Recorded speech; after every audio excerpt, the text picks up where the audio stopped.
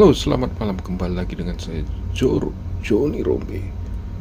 Kali ini saya mau mengulas mengenai siapa sih di belakang polemik ijazah Pak Jokowi ini. Apakah benar-benar ada orang besar di belakang ini, atau hanya isapan jempol belaka? Saya tidak mau menambah atau mengurangi. Mari kita lihat video berikut ini. Terkaya Indonesia yang bernama lengkap Bambang Hari Iswanto Tan Sudibyo itu. Uang saya banyak sekali deh. Saya tidak perlu ngomong, banyak sekali, betul banyak sekali. Dulu Bentol itu punya saya, rokok. Terus sudah bagus saya jual. Indomaret dulu punya saya juga, tapi kecepatan jualnya. Tahu nggak itu Twin Plaza? Saya jual juga itu. Terus Park Lane, Casablanca, satu komplek itu punya saya dulu, saya jual lagi. Apalagi saya jual beli Astra besar nggak? Besar, saya jual lagi. 2001 saya beli RCTI, saya beli langsung 3 TV, RCTI, TPI sama Global TV. Pernah tahu Indovision enggak? Saya beli Indovision 2001 juga. Westin Hotel Bali, saya beli sebagian Westin Hotel Bali. Terus tahu Plaza Indonesia, saya beli sebagian Plaza Indonesia juga. Ada Grand Hyatt-nya, termasuk ini MNC Tower yang saya tempati. Jadi bisa dibandingkan betapa banyaknya uang saya. Dan ternyata Luar biasa Haritano, semua dibeli, semua miliknya. Waduh, apalagi macam kita rakyat biasa. Sedangkan mantan presiden aja dia obok-obok, apalagi macam kita rakyat kecil ini. ada 5 kasus yang menyeret pendiri MNC Group dan Partai Perindo itu. Bahkan dia sudah pernah menjadi tersangka. Dari 5 kasus ini, 2 diantaranya kasus perselingkuhan yang menyeret artis besar. Namun sebelum kita lihat 5 kasus tersebut, saya akan tayangkan potongan dialog Mardiansa Semar dan Yudis Piliang di ruang Konsensus Unpacking Indonesia. Untuk video lengkapnya, teman-teman bisa nonton langsung di Unpacking Indonesia. Mumpung saya ingat ya tadi Budius menyinggung soal diskusi-diskusi yang dilakukan oleh Aiman, misalnya kan begitu ya. Saya berapa kali di situ memang, dan saya agak bingung juga karena di awal dulu acaranya Aiman itu selalu audiensnya itu mahasiswa tuh. Sekarang audiensnya itu ibu-ibu pendukung Roy Suryo tuh. Nah kalau tidak diizinkan oleh Aiman tidak mungkin masuk. Ya. Yang kedua, selalu saja narasumber dari pihaknya Pak Jokowi itu jauh lebih sedikit dibandingkan narasumber Roy Suryo dan kawan-kawan. Nah ini yang saya nggak ngerti ya, apakah memang acara yang dikemas ini itu dijadikan satu arena untuk mendiskreditkan juga Pak Jokowi atau apa? Ya mungkin ya kalau kita runtut lagi ke atas, bosnya Aiman siapa, mungkin bosnya juga sakit hati kemarin kalah dalam kontestasi, ya mungkin juga kan gitu loh. Sehingga dia mempunyai mempunyai beberapa ruang dalam hal media yang akhirnya melampiaskan kekecewaannya, rasa sakit hatinya, mungkin juga irisannya ke sana. Karena menurut saya jangan juga kau salahkan kawan kau Aiman itu. Jangan ya. Gini. Karena menurut saya ya, ini pasti Aiman menjalankan tugas saja. Gitu loh, bukan bagian dia yang menentukan. Jadi kalau soal itu sama aja Semar ingin bertanya ke orang dalam, mantan orang dalam. Ya, mantan orang dalam. Jadi gini Mar, memang saya paham posisi Aiman ya, sebagai orang yang dulu pernah bersama saya di stasiun TV bosnya Aiman sekarang, sebut saja Haritano lah, ya kan, sudah menjadi pengetahuan publik. Memang saya sering mengatakan begitu ke teman-teman bahwa Aiman itu hanya pion.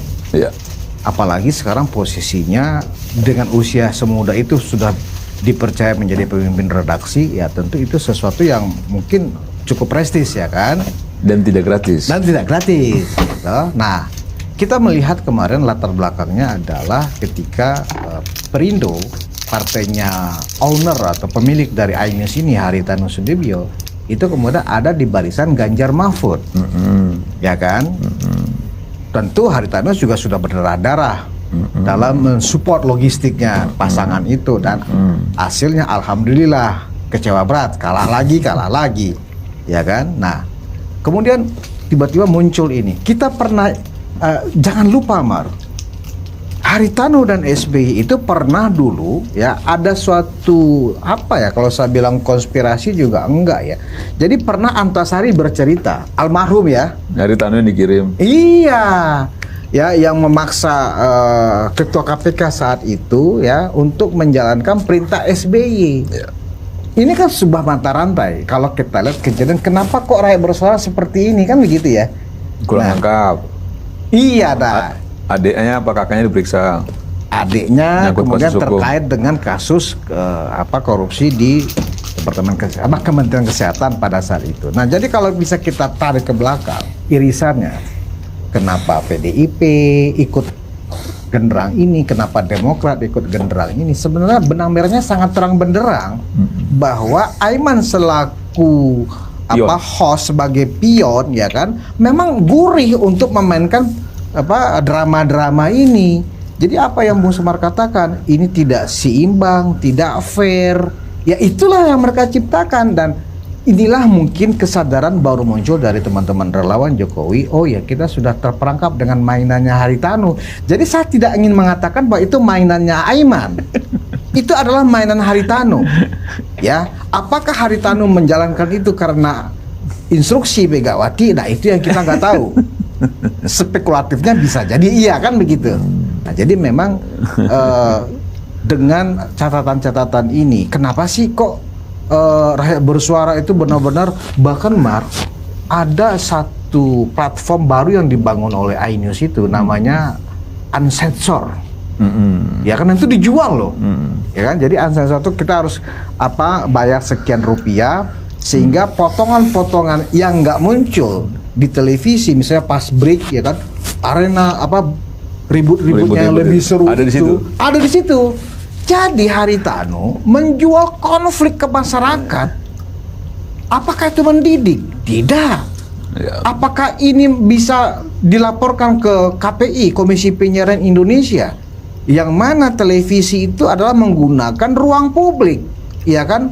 Menggunakan frekuensi itu ada pertanggungjawaban. Sementara nyata-nyata iNews ya membangun ya, mengajarkan publik untuk terbiasa konflik, untuk membiasakan publik untuk saling tidak percaya, saling mengungkapkan kata-kata yang bukan menjadi kultur Indonesia. Pertanyaannya adalah, dulu waktu Komisi Penyiaran itu masih ada Ade Armando di dalamnya, kritis ketika ada stasiun TV yang tidak menjaga nilai-nilai, langsung disurati. Nah sekarang udah jelas iNews itu sudah banyak melakukan pelanggaran. Komisi Penyiaran Indonesia tutup mata, tutup kuping, tutup mulut. Jadi saya hanya mengomentari sinyalemen yang disampaikan Semar. Kita jangan ikut genderang perang, itu intinya. Iya, sebenarnya kan ya saya nggak terlalu konsen ya soal Komisi Penyiaran ya. Tapi bahwa publik sudah cerdas. Kalau kita lihat di media sosial itu mayoritas orang menghujat Aiman. Dia anggap bahwa itu acara yang mengadu domba dan sebagainya. Tapi Aiman tetap tegak lurus untuk jalan karena mungkin bosnya belum nyuruh dia berhenti. Karena bosnya juga kan menyelamatkan kasus hukumnya dan lain sebagainya gitu. Jadi saya sangat memahami kawan kita itu gitu ya. Dia dalam posisi yang tidak terjepit sebenarnya. dalam posisi yang tidak mudah menjalankan misi ini gitu. Ya oke saja sih, silakan aja. Dan mungkin juga jangan-jangan memang HT sedang coba menaikkan posisi tawar agar bisa juga kembali diberi pintu ya untuk masuk dalam lingkar kekuasaan. Nggak mudah loh, latar belakang pengusaha gitu ya dan lain sebagainya itu berseberangan dengan kekuasaan, nggak mudah, sangat tidak mudah. Apalagi misalnya kita tahu dengan berbagai dinamika ya yang terjadi itu, peristiwa bisnisnya HT misalnya, rebutan MNC dengan Mbak Tutut, gitu segala macam. Itu kan sekarang Pak Prabowo yang mau mantan istrinya itu kan cendana, mau tidak mau punya anak, dia punya Didit dan lain sebagainya. Pecah pala juga HT kan gitu loh. Udah di satu sisi dia kalah bertarung dalam kontestasi, yang menang pun akhirnya di pihak yang selama ini tersakiti juga. Jangan-jangan ini salah satu sarana dia untuk menaikkan posisi tawar ya. Semoga udahlah, ini berisik kali ini kan gitu ya, supaya dia nggak berisik, biar dia bareng kita lagi lah. Mungkin juga begitu dalam politik ya. Tapi menurut saya sih nggak apa-apa juga. Semua orang boleh lah bermanuver secara politik. Semua orang boleh diberikan ruang untuk melakukan sesuatu sesuai dengan apa yang menjadi kepentingan politiknya gitu. Boleh-boleh saja. Nah, tinggal lagi diri kita. Kita jangan terjebak dalam hal-hal yang akhirnya juga merugikan kita secara kelompok maupun secara kepentingan politik kita ke depan. Nah, itu yang paling penting kalau menurut saya sih. Jadi kita udah tahu, oh ini ya sudah kan gitu loh. Kita tahu tuh batasan mana yang kita masuk, batasan mana yang kita cuekin kan gitu loh. Jangan juga akhirnya kita baper gitu, seolah-olah bahwa ini pertarungan kita yang sesungguhnya. Bukan. Ini gue sampaikan ya ke semua teman-teman ya. Teman-teman termul-termul kalau bahasanya Budius itu ya. Ini bukan pertarungan kita yang sesungguhnya. Jangan dihabiskan energi di sini, jangan juga akhirnya semua fokus ke sini. Kalau kita memberikan informasi itu sebagai penyimbang. Ketika kita tampil di media, kita tampil dalam debat-debat, itu bukan kita masuk dalam genderangnya, tapi kita ingin menyampaikan ke publik apa yang disampaikan mereka tidak benar. Apa yang disampaikan mereka itu bagian dari tudingan, fitnah, dan lain sebagainya. Nah, kita yang menyampaikan dengan logik, dengan penuh rasionalitas tuh. Jangan juga akhirnya kita, mereka kompak begini loh. Nih apa ya? Ketika kita hadir di debat-debat, terus di situ tiba-tiba memang diberi ruang audiensnya para pendukung Roy Suryo. Emang kita nggak bisa? Itu dalam hitungan menit gue bisa penuhin tuh pendukung gue tuh. Dalam hitungan menit tuh. Biar gimana pun gue ketua umum organisasi nih gitu loh.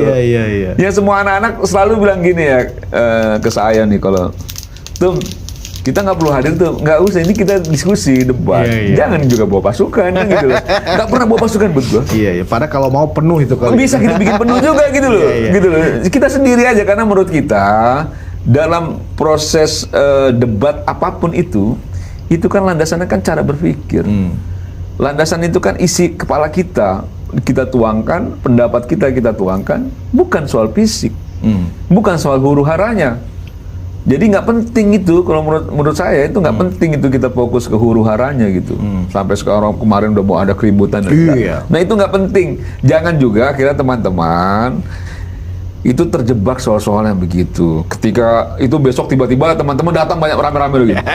Nah itu sama aja, itu juga mendowngrade kecerdasan kita tuh. Mendowngrade intelektualitas yang kita miliki kalau kita mengikuti alur yang kayak gitu gitu. Bener nggak? Bener. Misalnya kita, wah kemarin didorong-dorong kita tuh kan, besok kita bawa pasukan lagi, dorong-dorong lagi kan gitu loh. Nah ini menurut saya itu yang mereka harapkan gitu loh. Kita terprovokasi. Kalau perlu ada di antara kita yang saking emosinya, gitu loh. Main pukul, rame lagi. Gitu. Nah ini yang maksud saya, kita tidak usah terlalu fokus dengan manuver yang dilakukan oleh pihak lawan ya, Roy Suryo dan kawan-kawan. Tapi kita fokus pada diri kita sebenarnya. Jadi kalau kita mau bangun, kita mau melakukan konsolidasi untuk masa depan bangsa ini, bagaimana kita mengawal program-program Pak Prabowo yang sekarang saya rasa butuh pengawalan cukup kuat ya dari masyarakat sipil. Kan begitu ya, karena banyak orang merasa masih ada kurangnya nih soal MBG misalnya, makan bergizi gratis. Ini masih ada kurangnya nih soal ketahanan pangannya dan lain sebagainya. Nah kita yang coba untuk melakukan penguatan itu yang jauh lebih baik. 2029 masih jauh, kan begitu loh. Ngapain kita bicara soal-soal yang akhirnya program-program yang dilakukan oleh pemerintahan Pak Prabowo ya sama Mas Gibran, itu akhirnya juga tidak ada penguatan dari kita, para pendukungnya, yang sejak awal memang berjibaku untuk memenangkan Prabowo Gibran. Kalau mereka kan malah mau ngalahin Prabowo Gibran Pilpres kemarin, masa kita mau ikuti itu? Ya orang barisan sakit hati, barisan kecewa, yang kerjaannya pengennya pemerintah ini nggak bener, pemerintah ini nggak maksimal, makanya bikin kacau-kacau kan gitu loh. Kacau-kacau banyak caranya sekarang yang digunakan isu ijazah palsu. Setelah ini reda pasti ada isu lain, Bud. Dan bersuara Haritano dijadikan sebagai instrumen. Bagian dari instrumen lah, bagian dari instrumen. Tapi saya ngeliat begini, Mar, akhirnya program rakyat bersuaranya Aiman ini kan orang melihat yang menjadi korban yang kemudian dimaki-maki termul adalah Aiman. Ya kan, Haritano ketawa-ketawa tuh.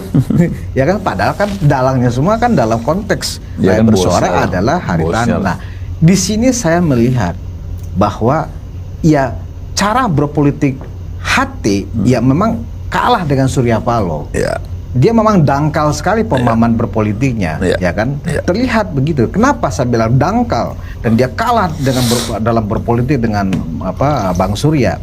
Karena waktu 2019-2024 anaknya Haritano kan menjadi wakil menteri, dipercaya oleh Pak Jokowi. Iya. Ya kan? Nah, lagi-lagi terbukti air susu dibalas air tuba oleh Haritano kepada Pak Jokowi dengan dia fasilitasi rakyat bersuaranya, dijadikan Aiman jadi tombaknya, ya kan? Oke man, gas, kau kan aku sudah selamatkan, ya kan? Kau pun aku kasih jabatan pemret itu, ya kan? Kau gas ini, mainkan, kan gitu. Nah, ini yang harusnya dibaca oleh publik dalam melihat rakyat bersuara, ya kan? Nah, kalau toh memang teman-teman termol ini masih tetap hadir di situ, harusnya dengan sebuah mindset. Mindsetnya apa? Iya. Gua hanya mau balancing. Iya. Lu nggak benar, gua sanggah itu Iya, aja. itu Nggak aja. usah ikut perdebatan ini Iya. palsu benar atau enggak, kan gitu loh. Makanya sempat beberapa kali gue sampaikan sih, nggak bosen apa man. Iya. Ngomongin ini. Ya bosen juga sih bang, cuman rating masih bagus. Alasannya rating, karena Oh, rating masih bagus.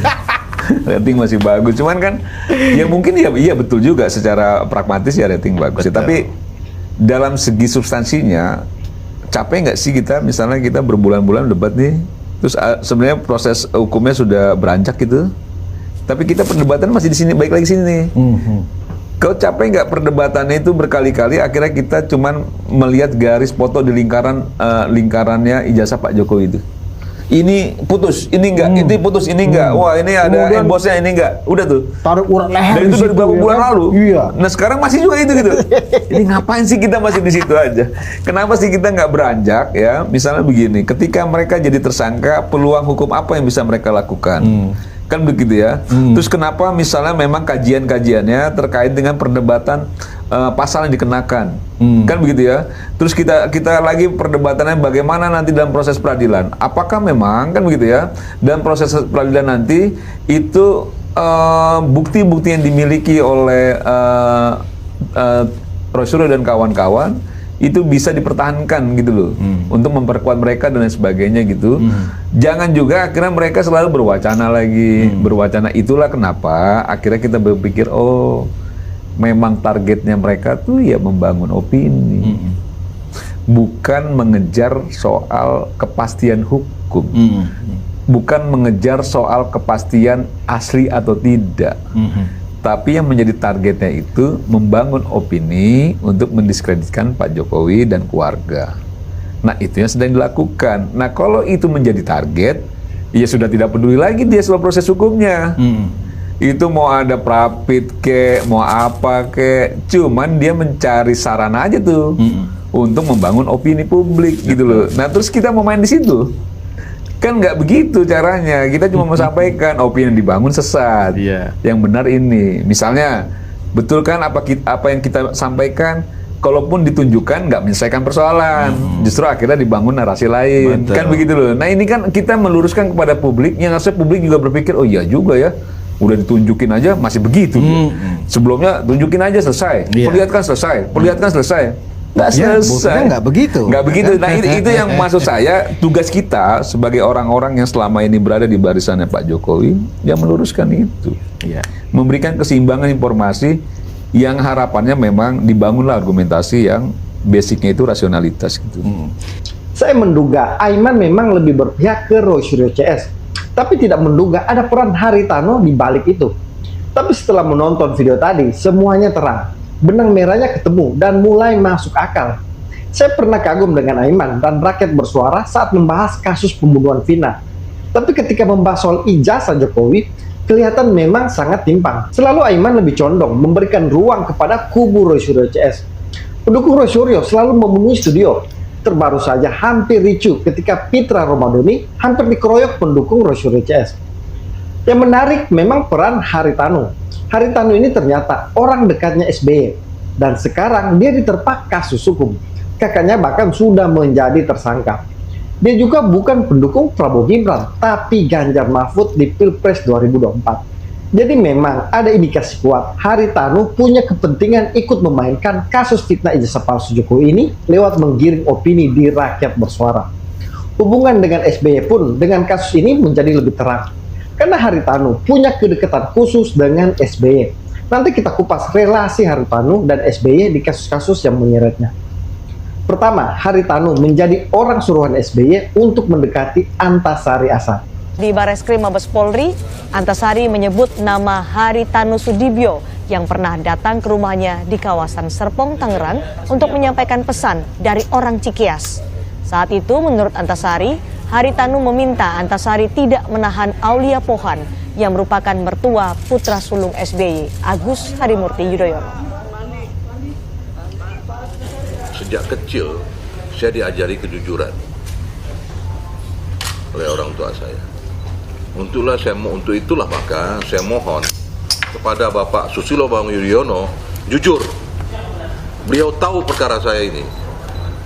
Untuk beliau jujur cerita apa yang beliau alami dan apa yang harus beliau perbuat. Beliau perintahkan siapa untuk merekayasa dan mengkriminalisasi Antasari. Beliau cerita. Saya mohon pada hari ini kepada beliau. Dan apa yang beliau lakukan, beliau perintahkan siapa dan siapa melakukan apa. Dan siapa melakukan apa itu ya ini yang saya laporkan pagi ini pada Bareskrim. Tapi beliau memerintahkan siapa, beliau saya minta Pak SBY jujur. Terbukalah kepada publik. Terbukalah pada kita semua. Saya sudah ngalamin penjara 8 tahun.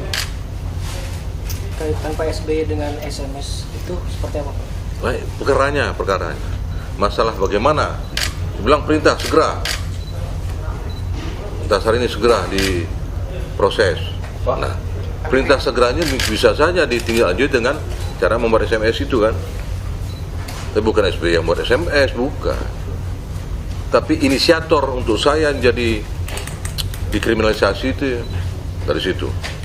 Pak, dari situnya maksudnya apa Pak? Artinya Pak SBY yang Bapak duga bahwa melakukan kriminalisasi terhadap Bapak itu atau bagaimana? Iya. Apa ada kaitannya dengan oleh Puan? Loh, saya nggak tahu, yang tahu kan mereka sendiri. Kenapa saya katakan gitu? Berapa waktu yang lalu saya sampaikan bahwa ada orang malam-malam ke rumah saya, gitu? Nah, orang itu siapa? Mohon maaf Mas, saya lihat label baju Anda, saya mohon maaf. Orang itulah Haritanu Sudibyo, Haritanu. Nah, beliau diutus oleh Cikias waktu itu. Siapa di Cikias? Nah, datang ke rumah saya minta supaya saya jangan menahan Aulia Pohan. Itu ya. Nah, karena saya buat misi Pak, saya diperintah di sana untuk nemui Bapak. Saya bilang tidak bisa, KPK ini sudah ada SOP-nya, tersangka, tahan. Waduh Pak, katanya, saya mohon betul lah, karena bagaimanapun nanti ya keselamatan Bapak bagaimana, katanya gitu kan. Ini pernyataan langsung dari mantan Ketua KPK Antasari Ashar. Antasari ini adalah Ketua KPK pertama yang terkenal bersih dan tegas melawan korupsi. Sehingga dia pun berani melawan presiden kala itu, yaitu SBY, demi memberantas korupsi. Karena besanya SBY terlibat, yaitu Aulia Pohan. Tapi akhirnya dia dikaitkan dengan kasus pembunuhan seorang pengusaha, Nasruddin Zulkarnain. Banyak yang menduga ini adalah konspirasi untuk membungkam Antasari Ashar. Karena banyak fakta persidangan yang janggal. Yang menarik di pernyataan Antasari ini, kelihatan kalau ternyata Haritanu ini memang pemain belakang layar. Dan hubungannya dengan SBY sangat spesial, karena bisa menjadi orang suruhan untuk kasus-kasus besar seperti ini. Jadi Haritanu sangat dipercaya SBY. Jadi kalau memang hubungan SBY dan Haritanu sangat dekat, maka menjadi benang merah juga keterlibatan SBY di kasus ijazah palsu Jokowi. SBY dan Haritanu sama-sama menunggangi Rosyuro CS untuk kepentingan politik kekuasaan mereka. Kedua yang masih hangat, Haritanu digugat 120 triliun rupiah. Keluarga Tanu Sudibyo kini terancam bangkrut, kakak beradik ini tersangkut masalah hukum. Guys, ada kabar baru nih dari keluarga Tanu Sudibyo. Adik kakak Haritanu Sudibyo dan Bambang Rudianto Tanu Sudibyo kini tengah tersandung masalah hukum. Sang adik, Haritanu pemilik MNC Group ini terancam kehilangan seluruh harta dan asetnya. ia tengah menghadapi gugatan perdata dari PT CMNP. Gak main-main, nilai gugatannya jika dipenuhi bakal menjadi yang terbesar sepanjang sejarah pengadilan perdata di Indonesia, yakni 120 triliun rupiah. Jumlah harta Haritanu jauh dari angka tuntutan CMNP, hanya 15,6 triliun. Aset MNC Group juga sama, hanya 18,98 triliun. Jumlah itu belum cukup mengganti kerugian yang dituntut CMNP atas kasus sertifikat deposito bodong alias palsu milik Haritanu pada 1999 lalu. Kasus ini sudah bergulir di Pengadilan Negeri Jakarta Pusat. Melihat tuntutannya, Haritanu mungkin sangat khawatir. Bahkan jika tuntutan ganti rugi ini belum terpenuhi, terdakwa lain seperti Tito Sulistyo dan Teddy Karsadi kemungkinan besar juga akan diambil asetnya untuk menutupi tuntutan perusahaan CMNP ini. Desember tahun 2024 ada RUPS. Ada RUPS itu pemegang saham menitip satu pesan agar NCD 28 juta ini harus ditagih. Karena kita dirugikan. Dulu sudah diserahkan NPN dan obligasi kepada MNC dan tahun itu ternyata itu udah cair. Tapi yang ditukar kepada CMNP yaitu berupa NCD 28 juta tidak cair-cair. Kalau ternyata CMNP ini merasa ada yang gak beres nih, dia sama-sama. Padahal itu perlu ditagih, bisa dibayar. Tapi secara pribadi Pak Yusuf merasa dirugikan ya, soalnya udah dipikir. Oh iya, tapi buat saya kan sebagai orang beriman bahwa fitnah apapun yang datang yang tidak benar tentunya menggugurkan dosa kita. Buat saya untung banget. Kalau misalnya sampai mereka tidak bisa membayar, apa yang diharapkan sama Mas Eko? Tidak ada, kita ada bilang semua yang dimiliki oleh MNC dan mereka ya kita setelah itu kami minta benar, kami langsung untuk mengambil hasil untuk bayar kepada kalau tidak cukup. Kalau tidak cukup, karena kan kayaknya nggak nyampe 120 tek. Pokoknya ini sekarang dan di kemudian kalau tidak cukup saya pahitkan. Itu yang bingung. CMNP tidak pernah mengangkat Haritanu sebagai perantara. Mana suratnya? Pengangkatan dia sebagai perantara. Ingat nih ya, kalau orang nggak salah, kagak ada ajudan, kagak ada pengawal. Yang kawal saya siapa? Ya Allah yang nentuin nasib saya, bukan orang lain. Bismillah aja, kun fayakun pasti kita amanah. Ingat, mereka selalu mengatakan ini adalah jual beli. Tidak ada jual beli. Kalau jual beli berarti harus ada pembayaran. Pasal 1457 KUH Perdata itu menegaskan kalau jual beli berarti ada barang, ada pembayaran uang. Di sini yang ada barang surat berharga tukar dengan surat berharga. Jadi ini yang diatur pada pasal 1541 KUH Perdata menyangkut tukar menukar. Faktanya kebenaran materialnya ini semua adalah tukar menukar, bukan jual beli gitu loh. Arranger tidak ada arrangernya karena CMNP tidak pernah mengangkat arranger, tidak pernah menunjuk arranger. Ini bisa juga menjadi kepentingan Haritanu untuk ikut bermain di kasus fitnah ijazah palsu Jokowi. Karena dia sedang terjepit, dia terancam bangkrut karena digugat 120 triliun rupiah oleh PT Citra Manggra Nusa Pahala Persada atau CMNP. Ini terkait transaksi NCD tahun 1999 yang dianggap bermasalah. Ketiga, Haritanu menjadi tersangka kasus SMS ancaman. Polri memastikan pengusaha Haritanu Sudibyo sudah berstatus tersangka atas kasus dugaan SMS ancaman kepada Jaksa Yulianto.